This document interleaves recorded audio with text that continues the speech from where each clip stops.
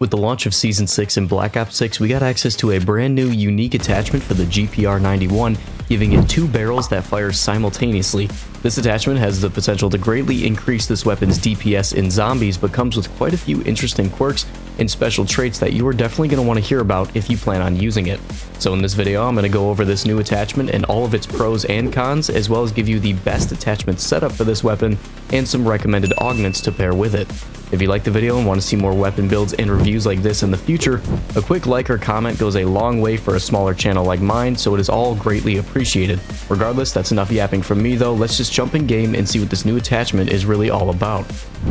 Alright, and here we are on Citadel Day More. Decided to play on this map this time because it's been quite a while since I've been here actually. I haven't played on it in a really long time, despite the fact that it's actually one of my favorite maps that I've released for Black Ops 6. Though all that is not exactly the focus of this video, what we're really here for today is this weapon right here. This right here is the GPR, but with its new unique attachment in the Season 6 Battle Pass on page 7 specifically, called the Double Barrel attachment. This attachment allows the GPR to have 2 barrels that fire simultaneously with each trigger pull. So as you can see in the bottom right, when I shoot one time, we lose 2 rounds of ammo because it's actually firing 2 bullets. And when I shoot a zombie in the head, as you can see, there's actually 2 damage numbers per trigger pull. Now with my time playing with this weapon, I must admit it's got some very weird interactions and secrets. It definitely has some quirks to it that no other weapons have, and some very interesting interactions with certain perks and augments that you're going to want to know about if you plan on using this thing. So today in this video, I'm going to teach you about all those secrets and all those little interactions so that you know exactly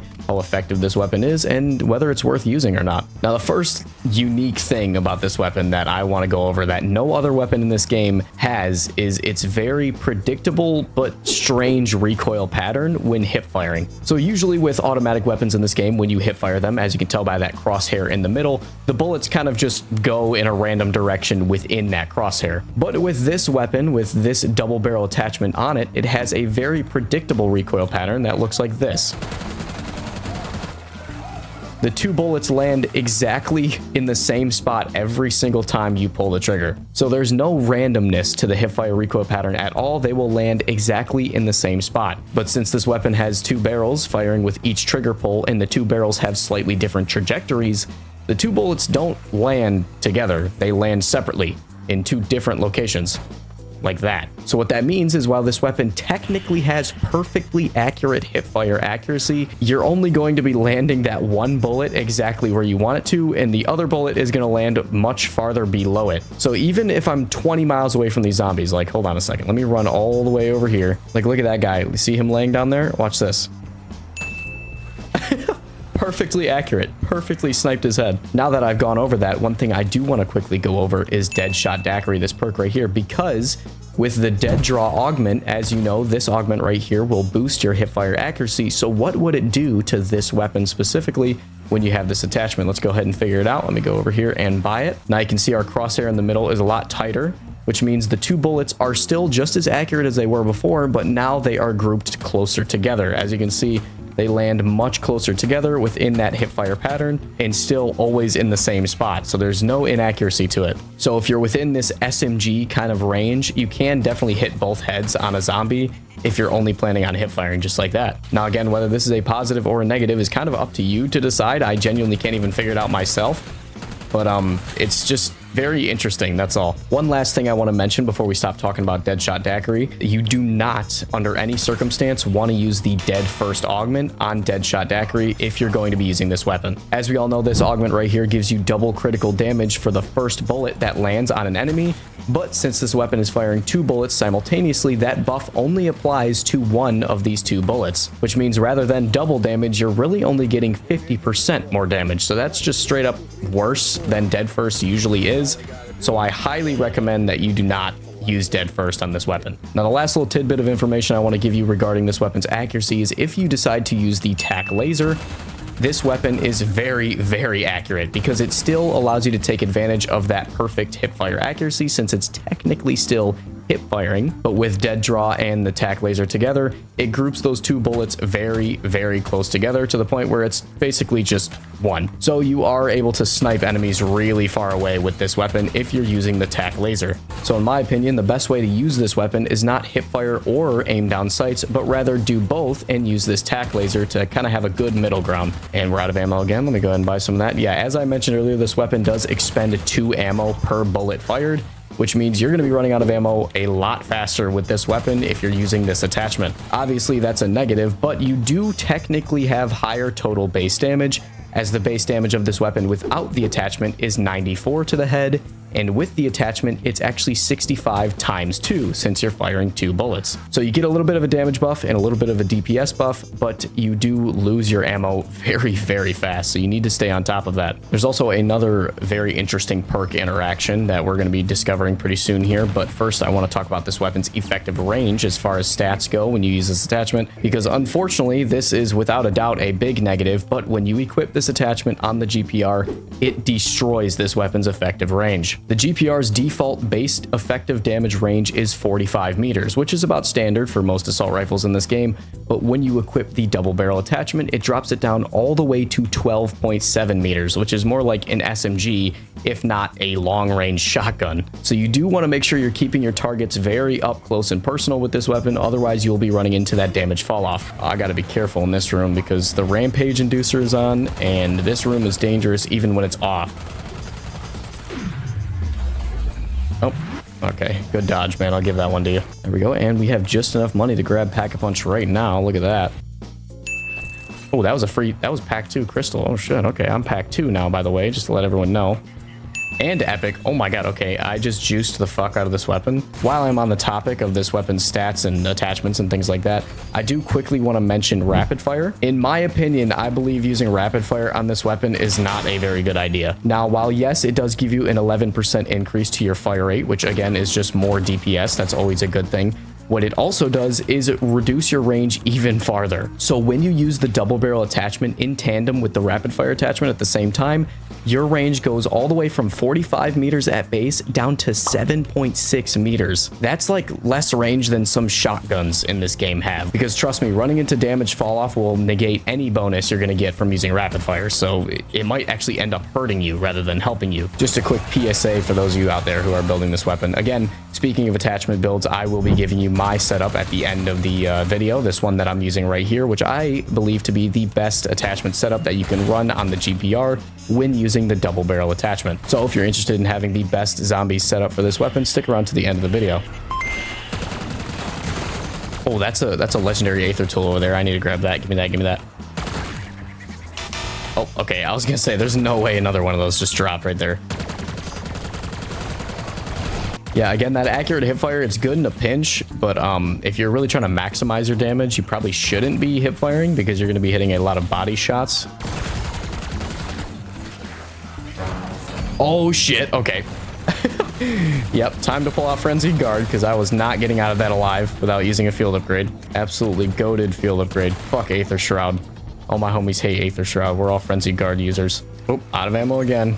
Damn it. Yep, like I said, that's going to be a very common occurrence with this weapon because unfortunately you don't get any larger ammo reserves when you use this attachment. I feel like they should have given you a bigger ammo reserve if they're going to have the weapon fire twice as much of the ammo, but alas, I'm not a Treyarch dev, so I don't know what their reasoning was behind that decision, if there was any.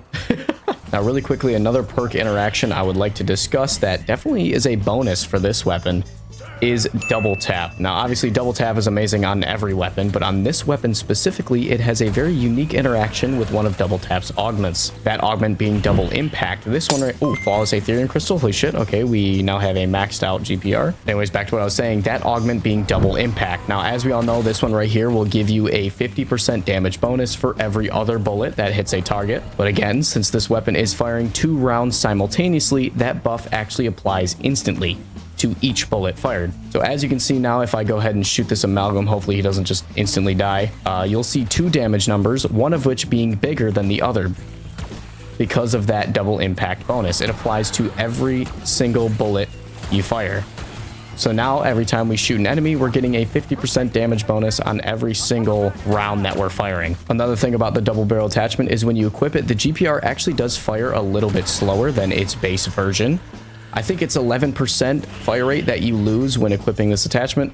So you can obviously make that up and then some by using double time on your double tap. This augment right here is just going to further increase double tap's fire rate bonus. So now it shoots extremely fast. It makes up for that lost fire rate and then some. Take a listen to it now.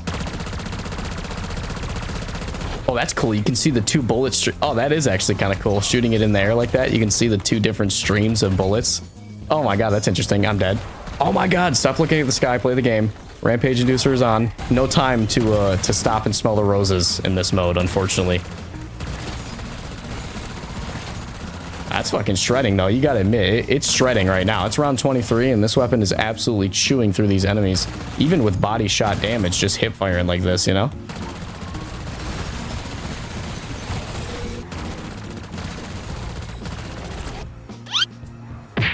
Oh, that was dangerous.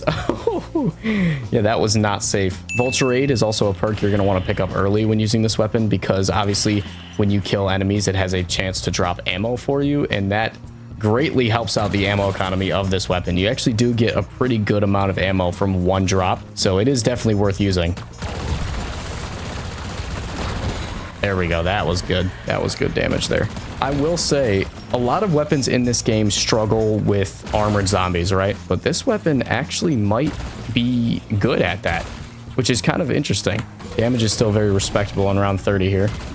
Killing in, I think it's like 2 bullets, or 4, I guess, technically. That's going to be confusing when we talk about this weapon. Little check-in here. On the round 32, it appears that the DPS is definitely better than the base version of the GPR, but it doesn't really hold a candle to some of the top DPS options, like this right here, the Grakova even has higher DPS for sure, just in my time using it here in this game. Still killing zombies very fast, though, I must say. It's not bad by any means. Oh my god, fuck these guys. I aim for the head because they have the pumpkins on them, and then you can't tell that they're actually wearing a helmet underneath it, and then they don't die. So annoying. This is insane. Yeah, I don't know if these point of power traps are gonna work when it comes to keeping me alive, because there's just the sheer number of enemies. I mean, I don't even think any weapon would be able to withstand that. Look at this shit. Oh my god. Yeah, that is unsurvivable. That is unsurvivable. Unfortunately, yeah, there's no chance I survive that. There we go, round 40. Tell you what, we got here real quick, despite the fact that I am... Oh, shit! I am, like, locked in, trying not to die. As far as how the weapon is doing, it's still doing pretty good. It's still definitely keeping me alive. But it's definitely not kicking like it used to. It still kills quick enough, but not as quick as maybe some other weapons in this game. And also, again, ammo, still an issue. Definitely having to buy ammo once per round now at this point. At least once per round. Oh no! Oh my god. Not what I wanted to do. I thought that was a mutant injection, that little Aether tool. I tried to pick it up, I dropped my gun. I just did it again. Please stop doing that. Oh my god, I'm in a doppelgang bukkake right now. A doppelgang bang. A doppelgang bang. Oh my god, how have I never come up with that before? Stop dropping my gun, please. Oh shit. Oh, dude. Yo, did you see that map? A million zombies just spawned behind me. That was insane. All right, I'm gonna let them run away for a little bit. Yeah, why are they still spawning? Like, hello? Oh god, I don't have... Oh god. No, this is it. I'm dead. Fuck, there was no way I was getting out of that. I'll tell you what, this Haunted Havoc mode does not fuck around. I was gonna go hit that teleport just to get the zombies away from me, buy some armor and shit, but yeah, I was not getting out of that. They spawned right in front of me. All right, well, we made it to round 43. So at the end of the day, is it the best weapon ever? No, not really. I mean, it has some really cool traits to it, some very unique secrets and interesting little quirks about it. It definitely started falling off in terms of damage right around the time that I died, like round 43. You could definitely tell it wasn't kicking like it used to, which is a little disappointing considering a lot of other weapons, just like that new MP40 that we just got. That weapon didn't start falling off till like round 48. You know what I mean? Round 49, it started falling off.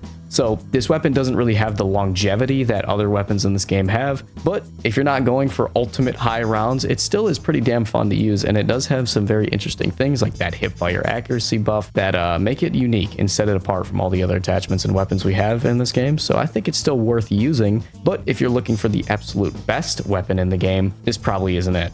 Now, with all that being said, if you're still planning on using this weapon, you're definitely going to want to use the best attachment setup to ensure that you get the most longevity out of it that you possibly can. And this right here is my build, the build I was using in that video, and what I believe to be the most effective build in zombies for the GPR with the double barrel conversion. Starting with the optic, you can use whatever you want here. I have the Hawker hybrid on just because I think it kind of looks cool, but again, we're going to be using the tac laser to aim, so the optic is actually not important at all. For the muzzle, unfortunately, the double barrel conversion blocks the muzzle, so you can't use anything like a suppressor or a compensator, so you have to skip this one. For the barrel, obviously, we are using the GPR 91 double barrel conversion. This is what allows us to shoot 2 bullets at once. For the underbarrel, you're going to want to use the Ranger foregrip for that buff to recoil control and sprinting movement speed. For the magazine, you are 100% going to need to use extended mag 2 because you need as much ammo capacity as you can possibly get, as this weapon now is expending twice the ammo. For the rear grip, I went with the commando grip for a good balance of ADS speed and sprint to fire speed. For the stock, you're definitely going to want to use the balanced stock, as this gives you the most overall mobility and handling speed for your weapon. For the laser, obviously we are using the tac laser. This is how we are going to be aiming this weapon, and I think it's the most effective way to take advantage of that hip fire accuracy and also still give you enough bullet grouping to keep those 2 shots on target. Now for the fire mods, I use recoil springs. You don't really want to use rapid fire here, as again, that hit to your range is just simply too bad to justify using it. But you can also, if you don't want to use recoil springs and feel like you have a good handle on the recoil, you can go for FMJ instead, which will give you further damage penetration, technically increasing your bullet per damage as it overpenetrates more zombies. And there you go, that right there is my build. This is what I believe to be the most effective build in zombies after all my time testing this weapon. If you liked the video or found it helpful, a quick like or comment goes a long way in boosting this video in the algorithm, so I would greatly appreciate that, as I'm still a pretty small channel in terms of the YouTube ecosystem. Regardless though, thank you for watching all the way to the end. You're a G for that, and I will see you in the next video. Peace.